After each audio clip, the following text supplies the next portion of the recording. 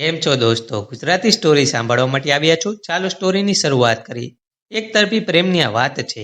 દુનિયાની નજરમાં એક તરફી પ્રેમ કદાચ અપરિપૂર્ણ પ્રેમ કહી શકાય, પરંતુ અંગતપણે હું એવું માનતો નથી.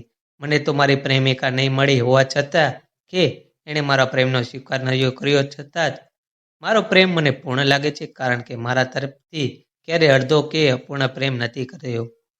એ તો એને ભરપૂર ચાહે છે અને સંપૂર્ણપણે ચાહે છે. પછી મારો પ્રેમ અપૂર્ણ કઈ રીતે કહી શકાય? એના નામનો ઉલ્લેખ નહીં કરવો, પણ મેં નાનપણથી જ પ્રેમ કરેલો. અમે એક જ ગામના હતા અને એક જ સ્કૂલમાં ભણતા હતા. ભણવામાં હું એના કરતાં એકાદ વર્ષ આગળ. એટલું જ બાકી સ્કૂલે જવાનું આવવાનું પણ સાથે જ, અને સાંજને ટાણે ગામને પાદરે રમવાનું પણ સાથે જ. નાનપણમાં મેં પ્રેમ જેવી બાબત કોઈ વિશે મને ખ્યાલ આવતો નહીં, પરંતુ એનું ના આસપાસ હોવું મને ખૂબ જ ગમતું. કોઈ દિવસે એ અમારી સાથે રમવા નહીં આવે તો એને સાવ સહેજ રીતે તેડવા જતો, કે સ્કૂલ જતી વખતે એને થેલાનું વજન લાગે તો એ હકથી મને એનો થેલો પકડાવી દેતી અને હું બબે થેલા લઈને ચાલતો. મારો કહેવાનો મતલબ એટલો જ હતો કે અમે એકદમ પાક્કા દોસ્તોની જેમ મોટા થયા છીએ. સહેજ મોટા થયા પછી અમે પરીક્ષાની તૈયારી પણ સાથે જ કરી છે. અને જ્યારે એ મારા ઘરે વાંચવા આવતી, ત્યારે એ હંમેશા મારા માટે કંઈક મારું ભાવતું બનાવીને લાવે છે. અને હું ખૂબ જ એને ચીડવતો અને કોઈકવાર એ ભયંકર મારાથી રીસાતી. પણ એ રીસાય ત્યારે મારો નિયમ એવો છે કે હું ક્યારેક એની સાથે સામેથી નહીં બોલું. હું એને માનતો કે એણે પોતે જ બોલવાનું બંધ કર્યું છે, તો પોતે જ બોલવા પણ આવશે. એના માટે હું એને મનાવવા હું નહીં જઉં. એને પણ મારા સિદ્ધાંતની ખબર હતી. એટલે થોડા દિવસ થાય એટલે એ તરત સામેથી મારી સાથે બોલવા આવે અને કહે, એક તો મને ચીડવે છે અને સાવ પાછો વાયડો થાય છે. મગજમાં એટલી બધી ખુમારી શેની છે? બોલતી ત્યારે એ મારા પર અધિકાર પણ એવો જ જતાવતી હતી, જાણે મારો બધો આધાર એના પર જ હોય.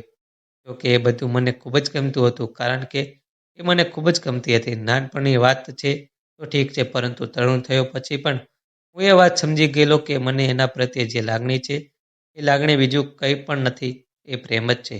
એના તરફથી આવતા ભાતૃભાવો, એના મારા પ્રત્યેના લગાવના કારણે હું પણ એ સમજી ગયો છું કે એ મને પણ એટલો જ પ્રેમ કરે છે જેટલો હું એને કરું છું. એના 10મા કે અને 12મા ધોરણની પરીક્ષાની વાત કરું તો પરીક્ષાના કેન્દ્રો દૂર હોવાના કારણે એણે મને પહેલાંથી જ કહી દીધું હતું કે મારે જ એને એના પરીક્ષા કેન્દ્રે લઈ જવાની, અને એનું પેપર પતે એટલે ત્યાં સુધી પરીક્ષા કેન્દ્રે બેસવાનું અને પછી મને ઘરે ફરી ગામ આવવાનું. આવી ગોઠવણ કરતી વખતે એણે તો એ રીતે કરેલી કે જાણે આ દુનિયામાં મારા સિવાય એનું બીજું કોઈ પણ નથી. અને હું ખૂબ જ ચાહતા હો આપણે એણે કહ્યું એમ કરતા રહ્યા. એને કોઈ અગવડ નહીં પડે એનું ધ્યાન રાખતા ગયા. એની 12માની પરીક્ષા ચાલતી હતી ત્યારે મેં નક્કી કરેલું કે પરીક્ષાના છેલ્લા દિવસે પેપર આપીને આવે એટલે મેં એને એક સારી જગ્યાએ નાસ્તો કરાવું અને એની આગળ મારી લાગણીઓ વ્યક્ત કરી દઉં.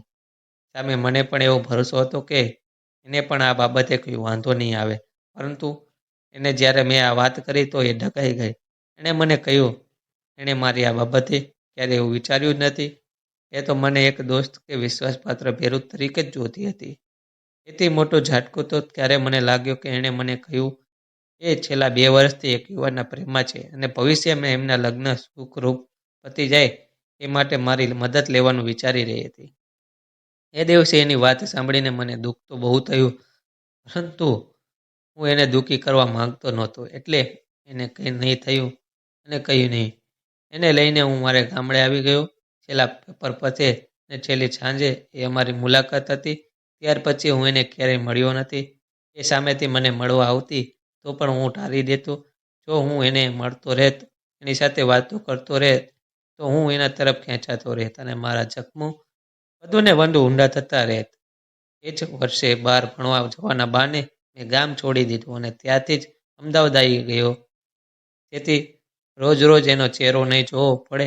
ગામના પણ બધાને એમ જ હતું કે અમે બંને ગાઢ પ્રેમમાં છીએ, પરંતુ લોકો જેમ જેમ વાસ્તવિકતા જાણતા ગયા એમને પણ આઘાત અને આશ્ચર્ય થતું રહ્યું.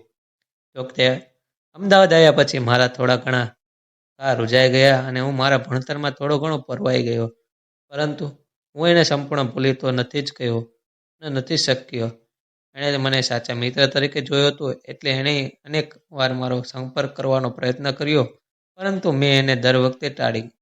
આ કારણે જ મેં એને ઘણું દુઃખ પહોંચાડ્યું, પરંતુ મને ખબર હતી કે હું એમ નહીં કરું તો મારા ભાગે ખૂબ દુઃખી થવાનું આવશે, કારણ કે હું તો એને ત્યારે પણ પ્રેમ જ કરતો હતો અને આજે પણ પ્રેમ જ કરું છું. પરંતુ વાસ્તવિકતા એ જ હતી કે એ મને ક્યારેય મળવાની નહોતી. કંઈક આવી જ હતી અમારી લવ સ્ટોરી. આ લવ સ્ટોરી એ તારી મારી લવ સ્ટોરી તો ન જ કહી શકાય, પરંતુ મને એ વાતનો બહુ વસો નથી. આજે પણ એ સુખી છે અને હું પણ સુખી છું. ફરક માત્ર એટલો જ છે, એના પ્રેમી સાથે સુખી છે, હું મારા પ્રેમ સાથે સુખી છું. આવી સ્ટોરી સાંભળવા માટે ચેનલને સબસ્ક્રાઈબ કરજો મિત્રો. ધન્યવાદ.